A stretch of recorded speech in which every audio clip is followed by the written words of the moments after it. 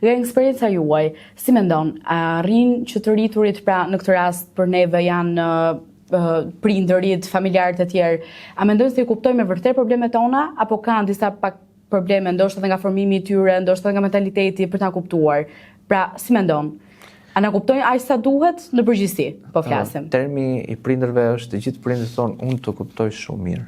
Por këtu kuptueshmëria e prindërve është edhe nga formimi i tyre. Po, nga formimi, prandaj përmendem. Pra, niveli kulturor, artësimor, por edhe lloji i punës që ata i bëjnë.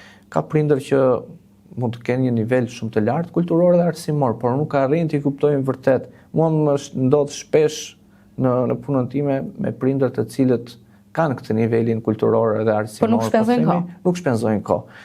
Mjaftojnë në atë përgjigjen që çdo gjë shkoj shumë mirë tek fëmia e tyre, por në fakt nuk ka shkuar ashtu siç duhet.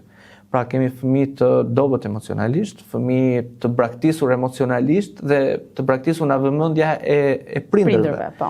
Dhe sigurisht që kemi fëmijë shumë të suksesshëm, me një nënë që është shtëpiake, me një baba që bën një punë të zakonshme dhe i harxojnë shumë kohë tek ta dhe janë fëmijë vërtet të cilët i ndajnë emocionet e tyre, i ndajnë problematikat e tyre dhe janë më të zotët në marrëdhënie me të tjerët.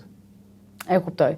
Pra, prindrin tek adoleshentët shef si faktor kryesor për të shperur probleme. Prindërimi është si tek fëmijët edhe tek adoleshentët është hallka kryesore e të nisjes atij zinxhiri që ky i ri të jetë sa më produktiv për familjen, për shoqërinë, por edhe për veten e tij. Pra, në fillim është vetja, pastaj këto të tjerët.